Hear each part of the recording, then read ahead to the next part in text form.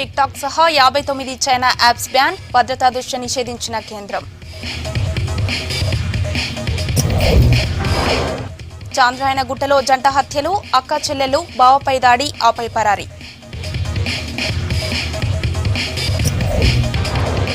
రాష్ట్రంలో కొత్తగా 975 కరోనా కేసులు, జీహెచ్ఎంసీ పరిధిలోనే 861 మందికి వైరస్. గ్రేటర్లో లాక్డౌన్ పెట్టాల్సిందే, కేసులు పెరగడంతో జనం డిమాండ్.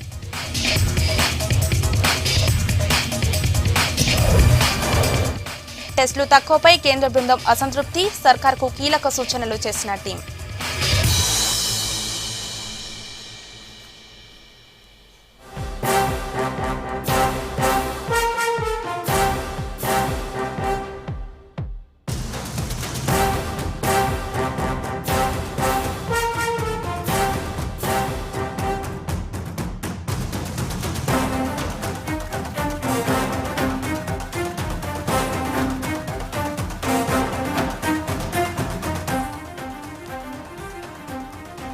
టిక్ టాక్ సహా 59 చైనా మొబైల్ యాప్స్ పై నిషేధం విధించింది కేంద్ర ప్రభుత్వం. Tick talk, QC browser, SHAREit, club factory, MI store, WeChat, beauty plus, shine, MI community, Weibo లాంటి పాపులర్ యాప్స్ బ్యాన్ చేసింది. ఆండ్రాయిడ్, ఐఓఎస్ ప్లాట్ఫామ్ల నుంచి డేటా దొంగిలిస్తున్నాయని కేంద్ర హోంశాఖకు తెలిపింది. కేంద్ర హోంశాఖ తెలిపింది, దేశ సమగ్రతకు, రక్షణకు యాప్స్తో భంగం కలుగుతోందని కేంద్రం తెలిపింది. ఐటీ చట్టంలోని 69A సెక్షన్ కింద నిషేధం విధించినట్లు కేంద్రం తెలిపింది. డేటా భద్రత, ప్రైవసీపై ఆందోళన ఉందని ప్రకటించింది. డేటా దుర్వినియోగం చేస్తున్నట్లు ఫిర్యాదులు వచ్చాయని, అలాగే యాప్ సర్వర్లు అన్ని ఇండియా బయటే ఉన్నాయని తెలిపింది కేంద్రం.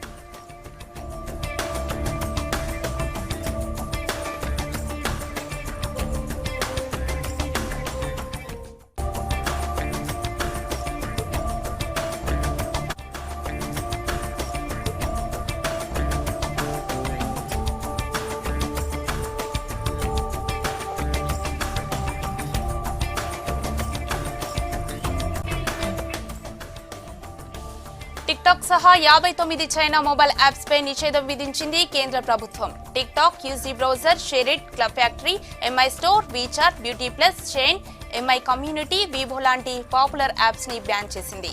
ఆండ్రాయిడ్, ఐఓఎస్ ప్లాట్ఫామ్ల నుంచి డేటా దొంగిలిస్తున్నాయని కేంద్ర హోంశాఖ తెలిపింది. దేశ సమగ్రతకు, రక్షణకు యాప్స్తో భంగం కలుగుతోందని కేంద్రం తెలిపింది. ఐటీ చట్టంలోని 69A సెక్షన్ కింద నిషేధం విధించినట్లు కేంద్రం తెలిపింది. డేటా భద్రత, ప్రైవసీపై ఆందోళన ఉందని ప్రకటించింది. డేటా దుర్వినియోగం చేస్తున్నట్లు ఫిర్యాదులు వచ్చాయని, అలాగే యాప్ సర్వర్లు అన్ని ఇండియా బయటే ఉన్నాయని తెలిపింది కేంద్రం.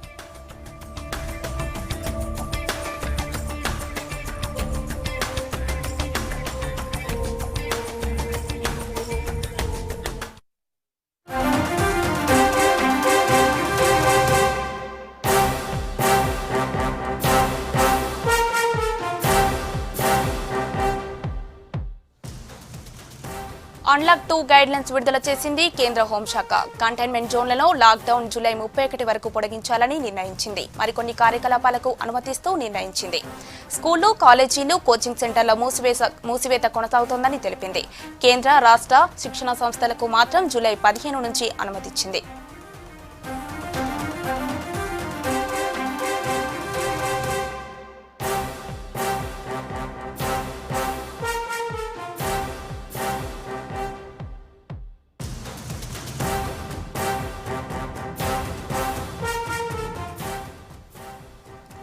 అన్లాక్ 2 గైడ్లైన్స్ విడుదల చేసింది కేంద్ర హోంశాఖ. కంటైన్మెంట్ జోన్లలో లాక్డౌన్ జూలై 31 వరకు పొడిగించాలని నిర్ణయించింది. మరికొన్ని కార్యకలాపాలకు అనుమతిస్తూ నిర్ణయించింది.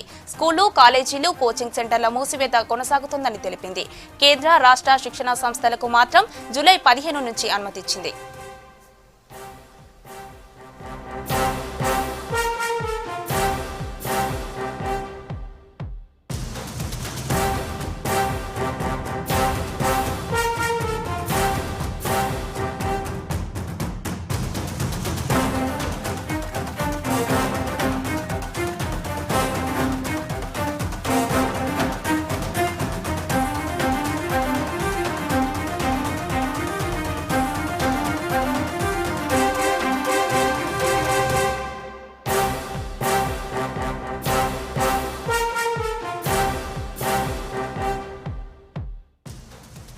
అన్లాక్ 2 గైడ్ లైన్స్ విడుదల చేసింది కేంద్ర హోంశాఖ. కంటైన్మెంట్ జోన్లలో లాక్డౌన్ జూలై 31 వరకు పొడిగించాలని నిర్ణయించింది.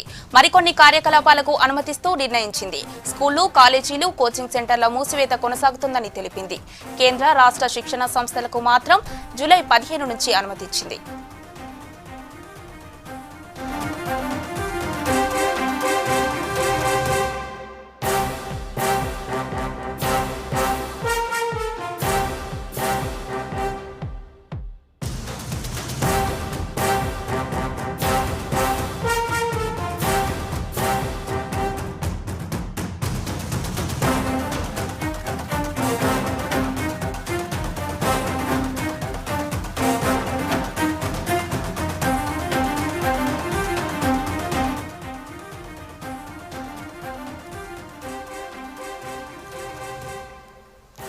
అన్లాక్ 2 గైడ్ లైన్స్ విడుదల చేసింది కేంద్ర హోంశాఖ. కంటైన్మెంట్ జోన్లలో లాక్డౌన్ జూలై 31 వరకు పొడిగించాలని నిర్ణయించింది.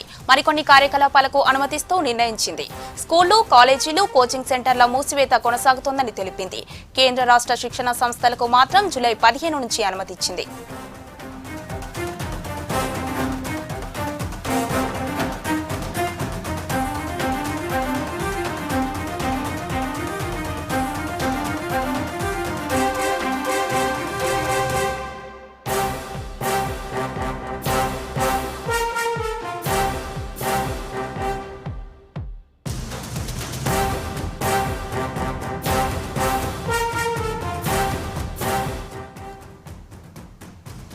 అన్లాక్ 2 గైడ్ లైన్స్ విడుదల చేసింది కేంద్ర హోంశాఖ. కంటైన్మెంట్ జోన్లలో లాక్డౌన్ జూలై 31 వరకు పొడిగించాలని నిర్ణయించింది.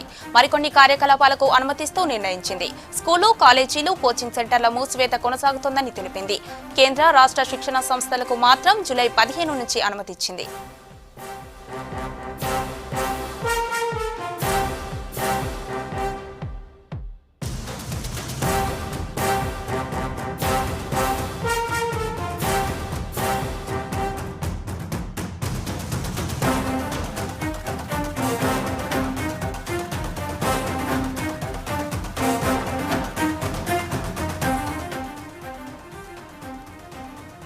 అన్లాక్ 2 గైడ్ లైన్స్ విడుదల చేసింది కేంద్ర హోంశాఖ. కంటైన్మెంట్ జోన్లలో లాక్డౌన్ జూలై 31 వరకు పొడిగించాలని నిర్ణయించింది.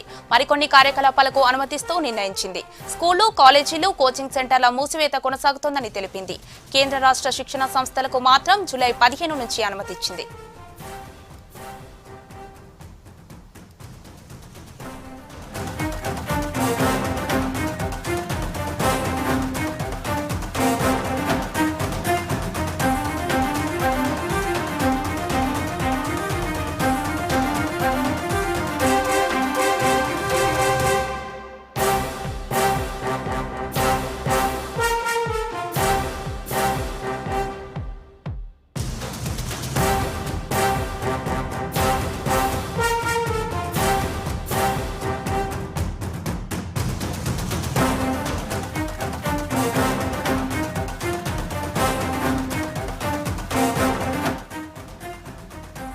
డీటెయిల్స్ భరత్ అడిగి తెలుసుకుందాం. భరత్, గైడ్ లైన్స్ కు సంబంధించి డీటెయిల్స్ ఏంటి?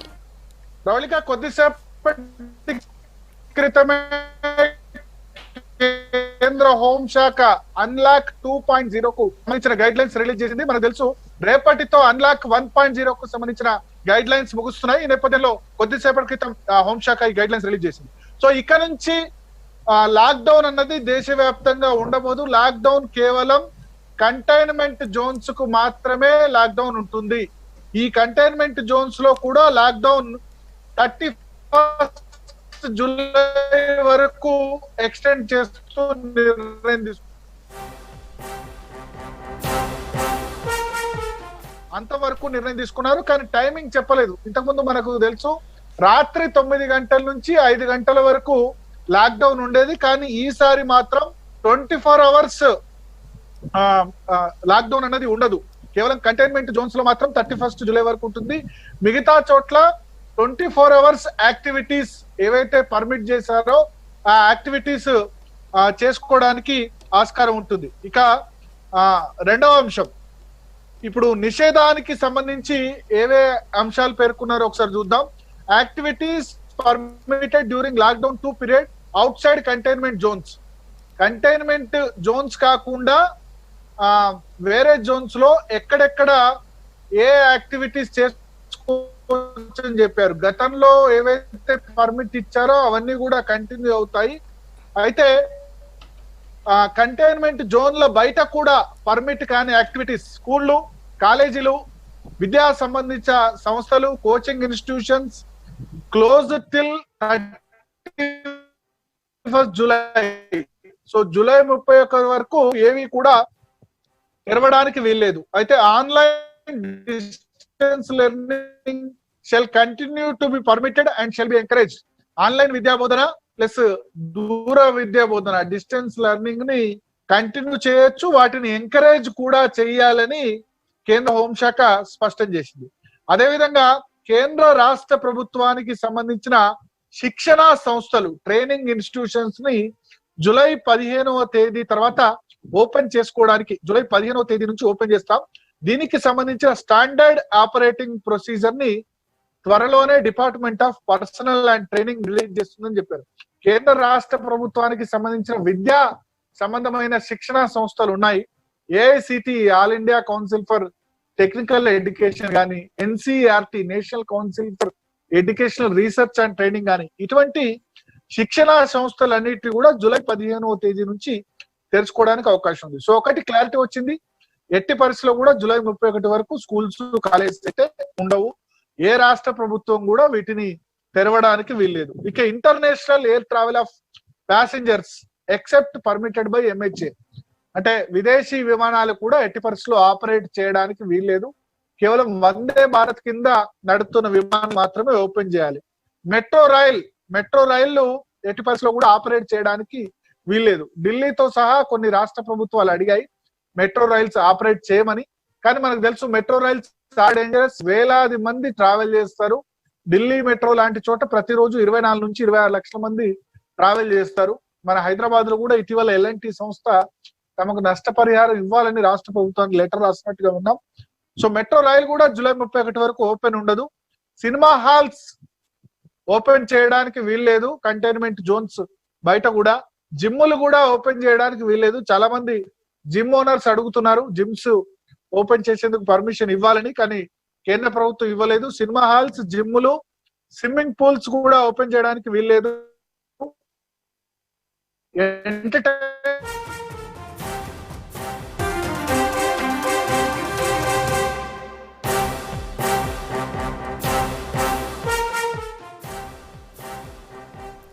హైదరాబాద్ పాత బస్తీలో దారుణం చోటు చేసుకుంది. చాంద్రాయణగుట్ట పిఎస్ పరిధిలో బార్కస్ లో ఇద్దరిని హత్య చేశాడు ఇస్మాయిల్ అనే వ్యక్తి. అక్కా చెల్లితో పాటు అడ్డు వచ్చిన మరో ఇద్దరిపై కత్తితో దాడి చేశాడు. స్పాట్ లోనే అక్కా చెల్లి చనిపోయారు. గాయపడిన ఇద్దరిని హాస్పిటల్ కు తరలించారు. గతంలో భార్యను కూడా గొంతు కోసి చంపాడు ఇస్మాయిల్. ఇటీవల బెయిల్పై బయటకు వచ్చి ఈ దారుణంకు పాల్పడ్డాడు. ఘటనా స్థలానికి చేరుకున్న పోలీసులు కేసు నమోదు చేసి విచారణ చేపట్టారు. పోస్టుమార్టం కోసం మృతదేహాలను ఉస్మానియా హాస్పిటల్ కు తరలించారు. పరారీలో ఉన్న ఇస్మాయిల్ కోసం గాలిస్తున్నారు పోలీసులు.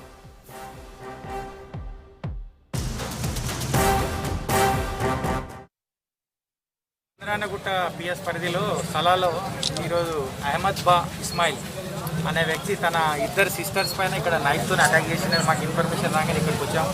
వచ్చిన తర్వాత ఇక్కడ ఒక లేడీ వాళ్ళ సిస్టర్ చనిపోయిండే, ఆమెను ఇమీడియట్గా ఉస్మానియా హాస్పిటల్ షిఫ్ట్ చేశాం. ప్లస్ మేము వచ్చేవరకే ఇంకో లేడీని వాళ్ళు నైబర్స్ హాస్పిటల్ షిఫ్ట్ చేశారు. ఆమె అక్కడ చనిపోయిందని తెలిసింది. ఇక్కడి నుంచి అతను బాలాపూర్ లిమిట్స్లో ఉన్న ఇంకా సిస్టర్ దగ్గరికి పోయి అక్కడ కూడా కత్తితో దాడి చేశాడు. ఇది మోటివ్ అనేది ఇంకా తెలియట్లేదు. వాళ్ళ మదర్స్ను ప్లస్ ఆ డిసీడ్ వాళ్ళ బంధువులు వాళ్ళందరిని అడిగి ఫర్దర్గా మేము ఇన్వెస్టిగేషన్ చేస్తాం.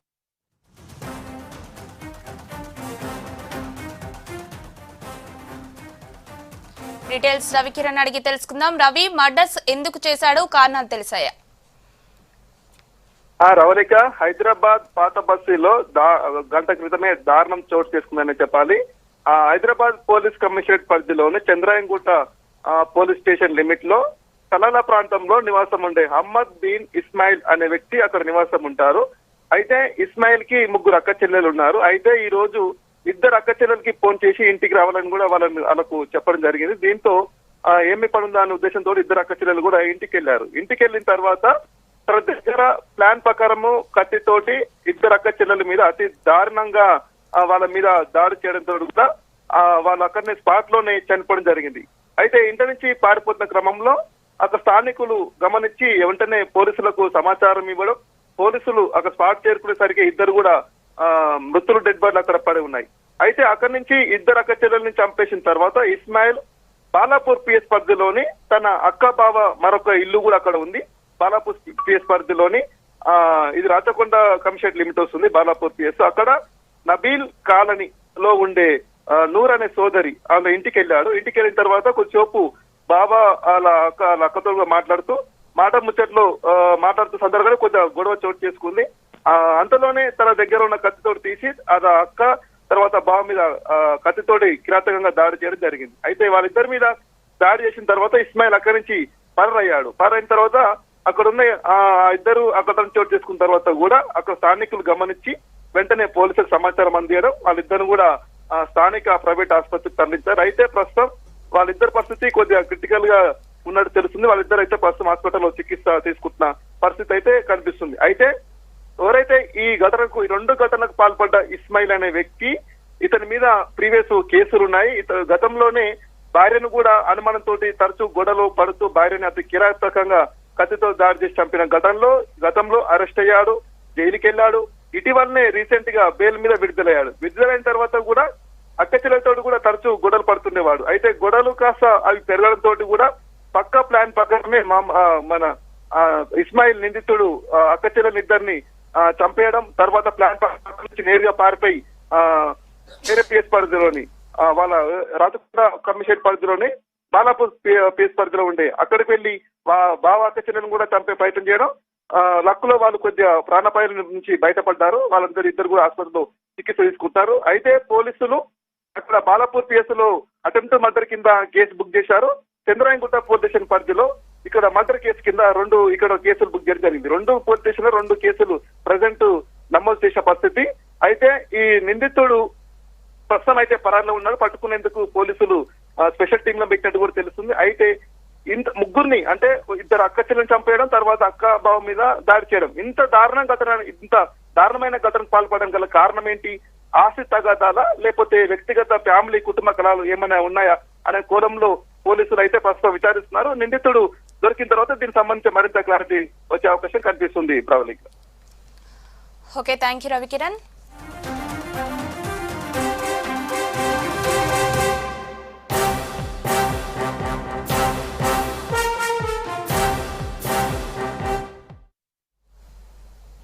రాష్ట్రంలో ఇవాళ 975 కరోనా కేసులు నమోదయ్యాయి. 6 కరోనా వైరస్ తో చనిపోయారు. జీహెచ్ఎంసీ పరిధిలోనే 861 కేసులు వచ్చాయి. రంగారెడ్డిలో 40, మేడ్చల్లో 20, సంగారెడ్డి 14, కరీంనగర్ 10, భద్రాద్రి కొత్తగూడెంలో 8 కరోనా కేసులు వచ్చాయి. వరంగల్ రూరల్ 5, వరంగల్ అర్బన్ లో 4, మహబూబ్ నగర్ 3, నల్గొండ, కామారెడ్డి, యాదాద్రి జిల్లాలో 2 చొప్పున, సిద్దిపేట, ఆసిఫాబాద్, గద్వాల్, మహబూబాబాద్ లో 1 చొప్పున కేసులు నమోదయ్యాయి. రాష్ట్రంలో మొత్తం బాధితులు 15,934కు చేరారు. ఇక ఇవాళ 2,648 మందికి టెస్టులు చేయగా వారిలో 975 మందికి పాజిటివ్ గా తేలింది.